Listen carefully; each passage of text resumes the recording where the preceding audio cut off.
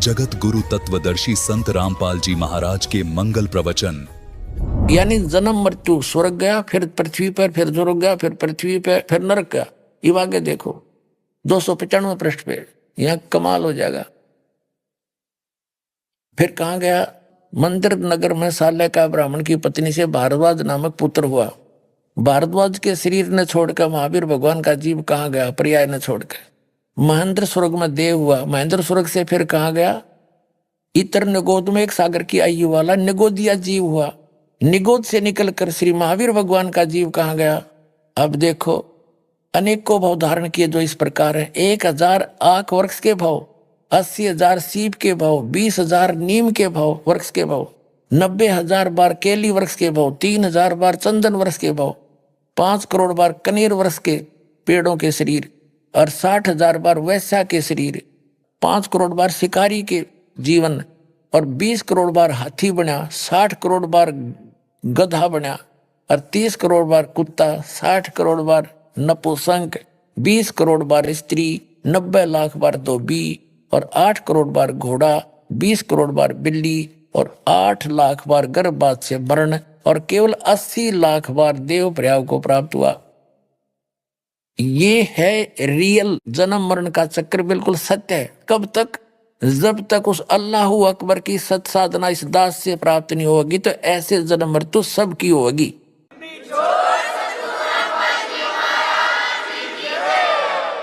और ये हालत तो ब्रह्म सत्र की साधना करने वाले की है, जो वेद ज्ञान दाता और गीता ज्ञान दाता, कुरान शरीफ का ज्ञान दाता है, ये एक है। इसके बताए अनुसार साधना करने वाले की जन्म मृत्यु सदा बनी रहेगी। ये भूल है, इन्होंने कुरान शरीफ को ठीक से समझा नहीं, जिसलिए गलत आइडिया लगा रखा है कि एक बार आखिरत होगी। नहीं, इन्हें स्पष्ट किया कि मैं फिर पैदा करूंगा जैसे पहले पैदा किया था, नहीं तो फिर ये दोबारा पैदा करने वाली बातें नहीं, खत्म हो जानी थी। तो अब ये है ओरिजिनल, क्योंकि बाबा आदम ऊपर मिले तो पहले जा चुके हैं, वो भी खत्म होगी। बाबा हजरत अब्राहिम, मूसा जी, ईसा जी ऊपर बैठे हैं, पूरी जमात की जमात है। बाबा आदम की सारी संतान, कोई नरक में कोई स्वर्ग में। तो वो सिद्धांत गलत सिद्ध हो गया कि कब्र में पड़े रहेंगे, और फिर वो तो सब पे लागू होना चाहिए, फिर जो सबके लिए कुरान शरीफ है। तो ये इन्होंने ठीक से समझा नहीं कुरान शरीफ को। ये वास्तविकता ये, और ये हालत है उस व्यक्ति की है, मारीची वाले जीव की, जो वेदों अनुसार साधना कर रहा था। इसके बाद ये महावीर जैन हुआ। देखो ये सारा कुछ भोग कईयो फिर आगे चल गया, फिर जन्म मृत्यु ऐसे चली। ये जन्म मृत्यु चली रही थी, हाथी घोड़े वृक्ष सब में इसका जीवन गया, और फिर देव हुआ, और फिर 7वें नरक में गया। उसके बाद 7वें नरक से महावीर भगवान का जीव कहाँ गया? ये सारा चल रहा है। पर्वत पर सिंह हुआ, फिर पुनः नरक में, प्रथम नरक में गया, फिर कहाँ गया? ये हुआ, फिर यहाँ आ जाते हैं 7वें स्वर्ग में देव हुआ। अब यहाँ आगे जम्बू द्वीप के छतरपुर नगर में नंदीवर्धन राजा की वीरमती नंदी से नंद नाम पुत्र हुआ। नंद का जीव फिर आगे कहाँ गया? पुष्पोत्तर विमान में देव हुआ। तदंतर 24 में तीर्थंकर श्री महावीर भगवान हुए। इतनी बिरान माटी हुए, पाछे महावीर भगवान हुआ। अरे महावीर भगवान ने के रंग लाए वो देख लो आगे।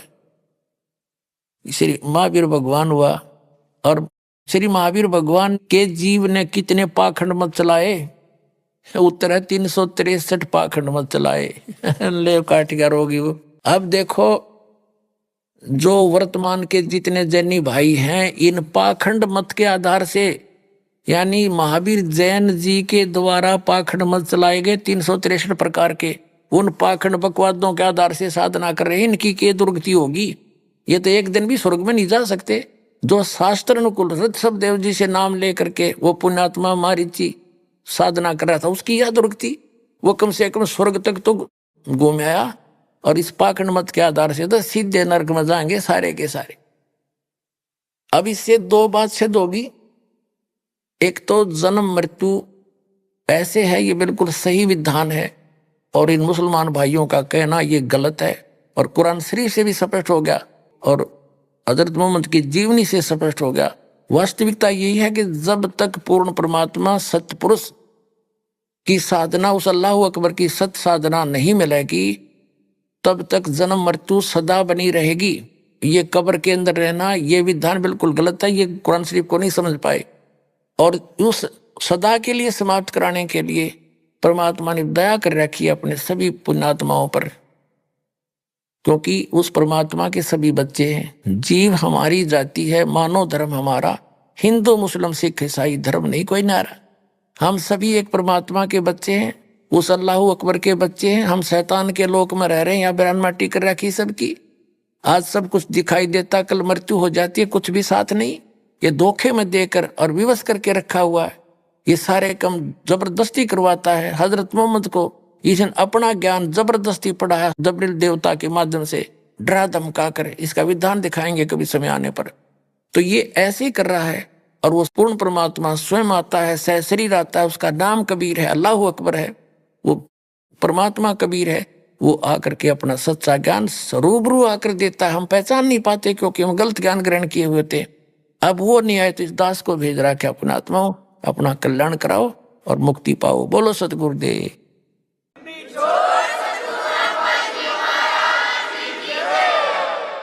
परम पिता परमात्मा पूर्ण ब्रह्म सारी सृष्टि के रचनार कबीर देव कबीर साहेब अल्लाह अकबर परम अक्षर ब्रह्म पूर्ण परमात्मा जी की असीम रजा से आप परमात्मा की प्यारी आत्माएं उस परमेश्वर की महिमा सुनने के लिए उपस्थित हुए।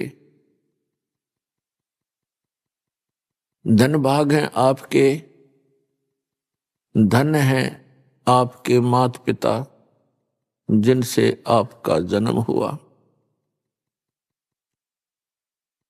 परमात्मा कहते हैं सूक्ष्म वेद के अंदर वो स्वयं आकर ज्ञान देते हैं, या तो माता भगत जन है, या दाता या सूर, और नहीं तो रह ले बांझड़ी क्यों व्यर्थ गंवावे नूर।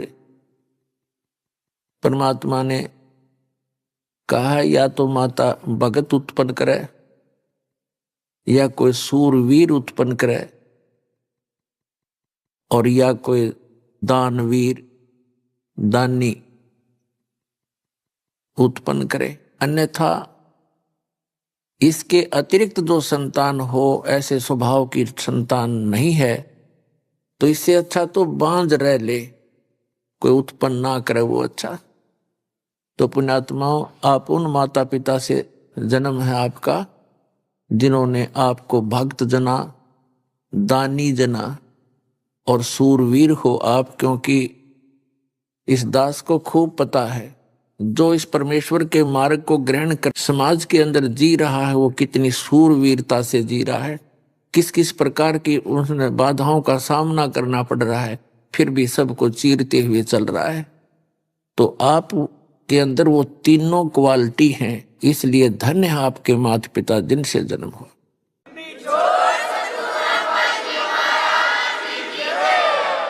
और उससे भी सौभाग्य आपका, धन्य हो आपके आपको ऐसे समय में जन्म मनुष्य का। देवता भी तरसते हैं इस प्राइम टाइम को। ये बिचली पीढ़ी ऑफ कलयुग, ये मिड टाइम है कलयुग का। और ऐसे समय में आपको मनुष्य जन्म जो परमात्मा ने वो बैन उठा रखा है, जो आज तक उसको छुपा के रखना था, जिस यथार्थ भक्ति और ज्ञान को, आज परमात्मा का वो समय आ गया है जिस समय में इसको सार्वजनिक करना था। और ऐसे समय में आपका जन्म, पुण्यात्माओं, लाल की परख जोरी कर सकता है। ना उसको स्वयं पता होता है तेरी कितनी कीमत है, ना अनजान व्यक्तियों को पता होता है इस लाल की कीमत कितनी है। ये दास जौहरी है, आप उस परमात्मा के हीरे मोती लाल हो। आपके लिए वो परमात्मा कितने तरफ रहे थे अपनी प्यारी आत्माओं को काल के जाल से निकालने के लिए, कितने युगों से आपके पीछे पड़ रहे हैं, कितने आपके पीछे फिर रहे हैं। कहते हैं गोता मारूं स्वर्ग में और जा बैठूं पाताल, और गरीब दास ढूंढते फिरे हम अपने हीरे मोती लाल। आप उन हीरे मोती लालों में से हैं जो कि काल ने पता नहीं कहां कहां फेंक दिए थे, और आज आपको ऐसे समय में मनुष्य जीवन प्राप्त है। तो पुण्यात्माओं, अब इसका लाभ उठाना, सावधानी बरतना थोड़ी सी, बस इतने में बात बन जाएगी। क्योंकि आप तो युगों युगों से मालिक की शरण में रहे हो, फिर पैर फिसल गया फिर चले गए। अब जिनको सारनाम प्राप्त हो जाता है और वो पार नहीं हो सकते क्योंकि कई कारण बन जाते हैं, तो वो पुण्यात्माएं परमात्मा की प्यारी आत्माएं होती हैं। सारनाम जिनको मिलता है वो विशेष आत्माएं होती हैं, वो पार नहीं होती हैं या भटकती रहती हैं, तो फिर परमात्मा नए सिरे से फिर उनको तैयार करता है। तो इस चौथे युग में इसी समय में आपका दाव लगेगा पार होने का, और इसको चूक गए तो पुण्यात्माओं बहुत लंबा फिर बखेड़ा फिर शुरू हो जाएगा। तो सावधानी बरतना, और सावधानी इतनी है कि जो गुरु वचन पर डट गए कट गए फंद 84 के। भाई, जो गुरु वचन पर डट गए कट गए फंद 84 के। गुरु जी की आज्ञा का पालन करें, समाज ने एक तरफ धर दे। क्योंकि जो इस ज्ञान को नहीं सुनते वो तो अपने जो रीति रिवाजों को अंतिम मान के उसी प्रोसेस को, उसी प्रोसीजर को फाइनल माने बैठे हैं। लेकिन हमारा मार्ग उससे हटकर है, और इस भगत और जगत का आपस में विरोध क्यों रहा है? इसका कारण यही है कि समाज की रीतियां अलग हैं। वो तो यही जन्म और मृत्यु के इस प्रोसेस में, इस चक्कर में रहने की है, और हमने इससे निकलना है। उससे निकलने के लिए वो रीति रिवाजें अलग हैं, तो हमने उनसे हटकर आगे बढ़ना है। और किसी का बुरा नहीं मानना। यदि आपको कोई गलत कहता है, आपने ये जानकर कि वो बालक है, उनको ज्ञान नहीं है, आपका जो विरोध करते हैं वो अनजान है, जब उनको समझ में आएगा तो उनको बहुत पछताना पड़ेगा। पुण्यात्मा, उस परमात्मा ने आके ये ज्ञान दिया है कि मनुष्य जीवन बार बार प्राप्त नहीं होता, और प्राप्त हो जाता है तो फिर उसमें संत नहीं मिला करते। असंतों के झुंड फिर रहे हैं। शास्त्र विरुद्ध साधना बताने वाले महापुरुष, संत कहलाने वाले बिना गिनती के हैं। कदम कदम पर काल ने ऐसा भयंकर मुहिम छेड़ रखा है वर्तमान में। उसको पता है कि वो समय आ गया कि परमात्मा अपने बच्चों को सबको ग्रहण करेंगे, और उसने भी अपना पूरा एडी से चोटी का जोर लगा रखा है। ये नकली पंथ चला के नए नए संत न्यारे पैदा करके जहां देखा 20-30 हजार 50 हजार 1-2 लाख करोड़ करोड़ व्यक्तियों को ये काल के दूत फंसाए बैठे हैं। तो पुण्यात्माओं, परमात्मा ने सबसे बड़ी दया करी आपके ऊपर कि आपको शिक्षित कर दिया। ये दास खूब देख रहा है कि जब दास का जन्म हुआ सन 1951 में, 8 सितंबर 1951 को, उस समय शिक्षा का कोई विशेष जोर नहीं था, किसी की रुचि नहीं थी। 10 वर्ष के बाद देखा कि शिक्षा की कुछ रुचि बनी, और 10-20 वर्ष के बाद तो देखा कि लोगों ने शिक्षा को ही मूल चीज मान लिया। अपने बच्चों को, सबको, बेटियों को, बेटों को शिक्षा में सबको शिक्षित करना चाहा। तो ये परमात्मा की दया थी। नहीं, हमारे समय में लड़कियों को स्कूल नहीं भेजते थे। मेरी 4 बहनें थी, उनमें से एक ही शिक्षा ग्रहण कर पाई, जो सबसे लास्ट थी, बाकी तो ऐसे अशिक्षित रही। तो कहने का भाव ये है कि परमात्मा ने आप पे रजा बख्शी, चाहे किसी भी लालच में आपने बेटियों को भी पढ़ाना शुरू कर दिया, और बेटे भी पढ़ गए। तो उसका मूल उद्देश्य है कि आज आप भगवान को पहचान लोगे। इन ठगों के, इन झूठे ज्ञान को आप स्वयं रिजेक्ट कर दोगे, और यहां भाग आओगे अपने भगवान के जहाज में, जो सतलोक ले जाकर छोड़ देगा आपको। तो उसके लिए ये कृपा आपके ऊपर परमात्मा की कि आपको ऐसे समय में जन्म मिला।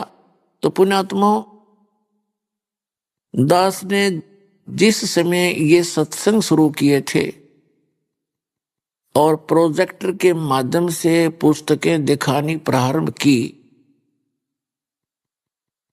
हमारे भक्तों को अन्य संतों के जो शिष्य थे वो ये कहते हुए सुने जाते थे कि वो किसा गुरु भाई तुम्हारा, वो तो पुस्तक पढ़ पढ़ कर सुनाता है, और टीचर तो वो होता है जो बगैर पुस्तक उठाए फटाफट सुना दे।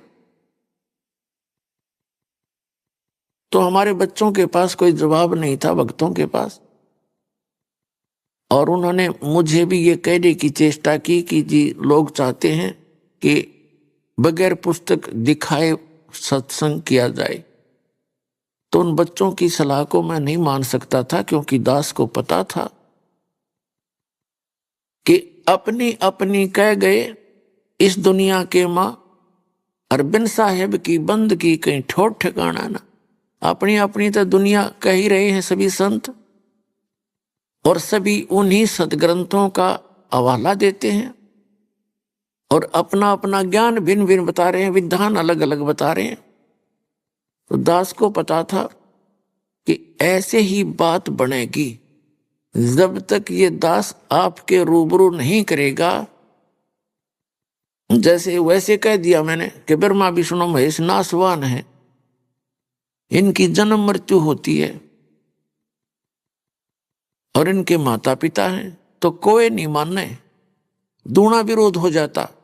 तो दास ने वो फिर ये कह करके फिर ये दिखा दिया, देखो भाई देवी भागवत के अंदर देवी महापुराण के 123 पृष्ठ पे सचित्र मोटा टाइप गीता प्रेस गोरखपुर से प्रकाशित है, इसमें लिखा है, ये स्वयं कह रहे हैं विष्णु जी, मैं ब्रह्मा और शंकर हमारी तो जन्म मृत्यु होती है, हम अविनाशी नहीं है। तो फिर उस पुस्तक को जो आज तक वो समझ नहीं सके भगत समाज, और उनके गुरु थे वो अनपढ़ जैसे थे, उनको एक अक्षर ज्ञान था लेकिन अध्यात्म ज्ञान में वो बिल्कुल अनपढ़ -0 थे, जो आज तक ये नहीं बता सके हिंदू समाज में कि ब्रह्मा विष्णु महेश की स्थिति क्या है। एक स्टेट के मंत्री को और कोई राष्ट्रपति बताता है कितनी बुद्धि है उसकी, कैसा जानता है वो राजनीति को। तो इसलिए दास ने ये पुस्तकें दिखाना प्रारंभ किया। भले ही कुछ एक व्यक्तियों ने अच्छा नहीं लगा, लेकिन बुद्धिमान समाज ने इसको स्वीकारा। इसके आधार से अपने सदग्रंथों को उठा उठा कर देखा, और देखा तो देखा, फिर क्या कोई झूठ थोड़ा बोला जा सकता है। सच पाया, पूरा विश्व झुकेगा इस साइड में, पूरे विश्व को मानना पड़ेगा सच्चाई को, क्योंकि इसके अतिरिक्त कोई कल्याण नहीं, कोई मार्ग नहीं।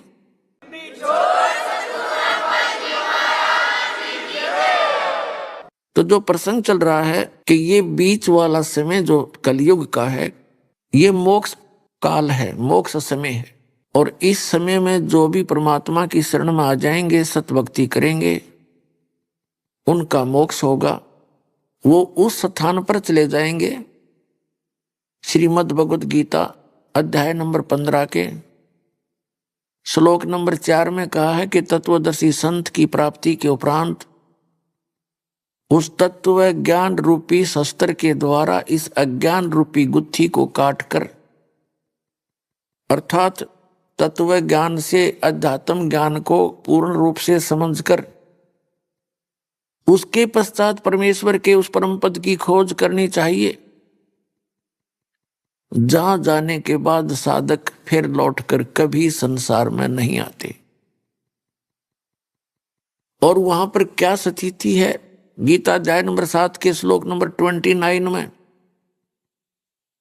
गीता ज्ञानदाता कहता है कि जो व्यक्ति, जो साधक जरा और मरण से छूटने के लिए प्रयत्न कर रहे हैं, जरा माने वृद्धावस्था का दुख, मरण माने मृत्यु,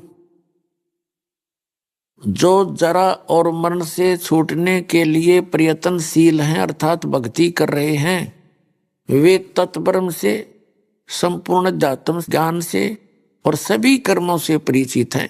अब अर्जुन ने 8वें अध्याय के प्रथम मंत्र में पूछा कि किम तत्ब्रह्म, वो तत्ब्रह्म क्या है जिसको जानने के बाद साधक केवल जरा और मरण से छूटने का ही प्रयत्न करते हैं। इसका उत्तर दिया है 8वें अध्याय के 3रे श्लोक में श्रीमद् भगवत गीता में, कि वो परम अक्षर ब्रह्म है, परम अक्षर ब्रह्म है। इस परम अक्षर ब्रह्म को गीता में परम अक्षर ब्रह्म, वेदों में पूर्ण परमात्मा और कुरान शरीफ के अंदर इसे अल्लाह अकबर कहा है। अल्लाह अकबर, अल्लाह ताला। अब उस अल्लाह ताला के बारे में, उस कंप्लीट गॉड के विषय में न तो कुरान शरीफ का ज्ञानदाता परिचित, क्योंकि उसने स्पष्ट कर दिया है। कुरान शरीफ सूरत फुरकानी चैप्टर नंबर 25 और आयत नंबर 52 से 59 में स्पष्ट किया है। कुरान शरीफ के ज्ञानदाता ने हजरत मोहम्मद को कह रहे हैं कि हे नबी, हे पैगंबर, तो उन काफिरों का कहा ना मानना जो कबीर को भगवान नहीं मानते, अल्लाह नहीं मानते। यानी मुसलमान भाई कबीर का अर्थ बड़ा करते हैं। कहने का भाव यह है कि जो उस अल्लाहू अकबर को भगवान नहीं मानते, अल्लाह नहीं मानते, अन्य उपासना करते हैं, तो उनकी बातों में मत आना, उनके लिए संघर्ष करना। संघर्ष का अर्थ है कि उनके द्वारा भ्रमित ना होना, मेरे द्वारा बताए गए इस ज्ञान पर दृढ़ रहना। और वो परमात्मा वही है अल्लाहू अकबर, जिसने 6 दिन में सृष्टि रची और 7वें दिन तख्त पर जा बैठा। कुरान शरीफ का ज्ञानदाता स्पष्ट कर रहा है कि मैं नहीं जानता उसके विषय में। उसके विषय में किसी बाखबर से पूछो, तत्वदर्शी संत से पूछो। अपने आत्माओं, इससे स्पष्ट हो गया कि कुरान शरीफ का ज्ञानदाता उस अल्लाहू अकबर के बारे में परिचित नहीं है, तो उस अल्लाहू अकबर की भक्ति विधि भी इस कुरान शरीफ में नहीं है। उसके लिए तो ऑप्शन छोड़ दिया उसने कि बाखबर बताएंगे, तो बाखबर ये दास है। आज मानियो, चाहे 10 वर्ष के बाद मानना पड़ेगा आपको। इस पृथ्वी पर यदि कोई संत है, सतमार्ग दर्शन करने वाला, तो ये दास है।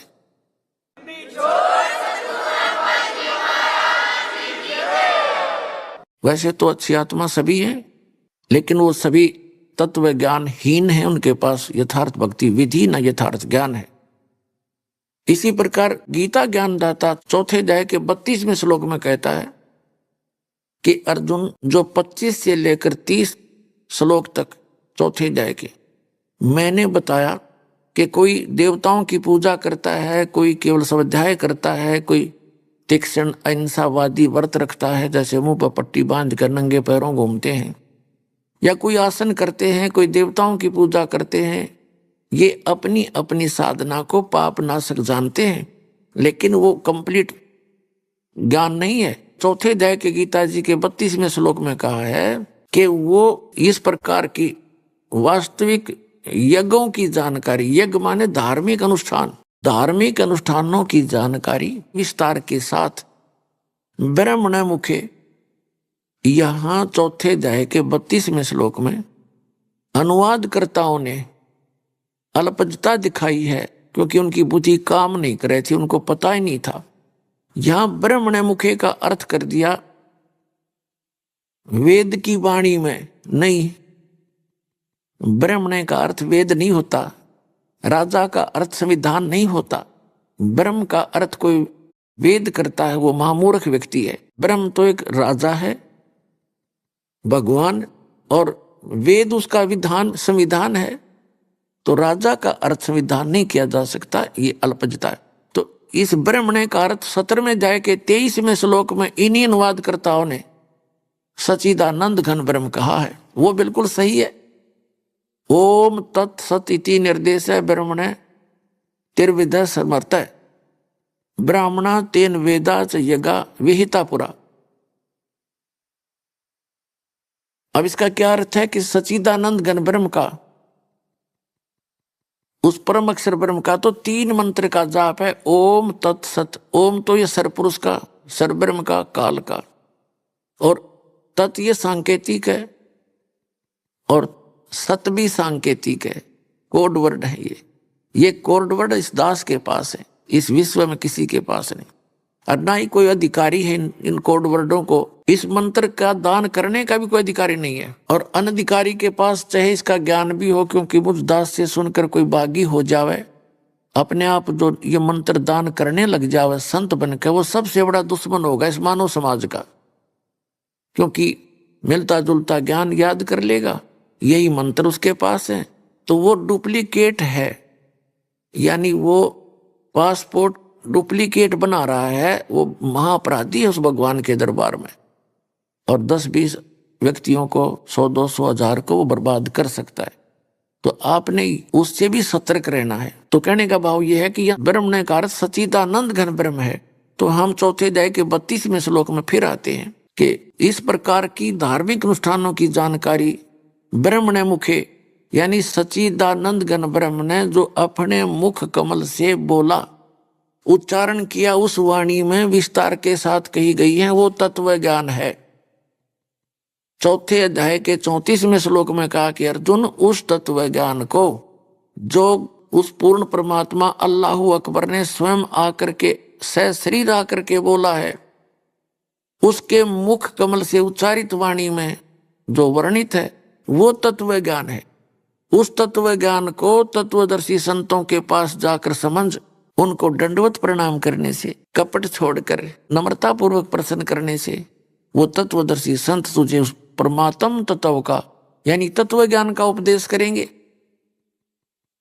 इससे सिद्ध हो गया कि गीता ज्ञानदाता भी उस अल्लाहु अकबर की यानी परम अक्षर ब्रह्म की जानकारी नहीं रखता, सच्चिदानंद घन ब्रह्म की जानकारी नहीं रखता। उसने भी ऑप्शन छोड़ दिया है कि तत्वदर्शी संत बताएंगे।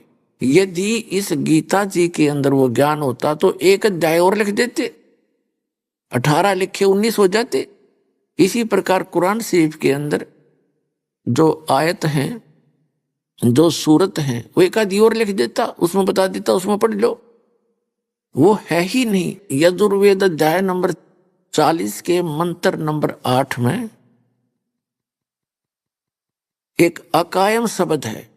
ये अनजान लोग इस अकायम शब्द से भगवान को बिना काया का मानकर ढोल पीटना शुरू कर देते हैं। इनको कख तो पता नहीं, उसमें केवल अकायम शब्द अकेला नहीं है, उसमें लिखा है कि सप्रियागात वो सबसे पहला शरीरधारी है, और शुक्रम अकायम, शुक्र माने माता पिता के योग से बना हुआ उसका शरीर नहीं है, वो शुक्र से बनी काया नहीं है, शुक्र से बनी काया रहित है। और फिर आगे उसमें लिखा असनाविरम अवर्णम, अवर्णम यानी उसमें कोई जख्म नहीं होता, वो निराम्य है, निरोग है उसका शरीर। और असनाविरम उसके शरीर में स्नायु नहीं है, तो इसका मतलब बॉडी तो है उस भगवान की, और उसका सप्रष्ट नाम लिखा वो कबीर मनीषी, वो कबीर देव है, सर्वज्ञ है, मनीषी माने सर्वज्ञ, और स्वयंभू है, स्वयं ही बनता, उसका कोई जनक नहीं है। स्वयंभू माने जिसका कोई जनक ना हो, स्वयं ही बना हुआ हो। ऐसे ये वेद के अनुवाद करता भ्रमित है, भगवान को निराकार बताते हैं, उसमें स्पष्ट साकार लिखा है।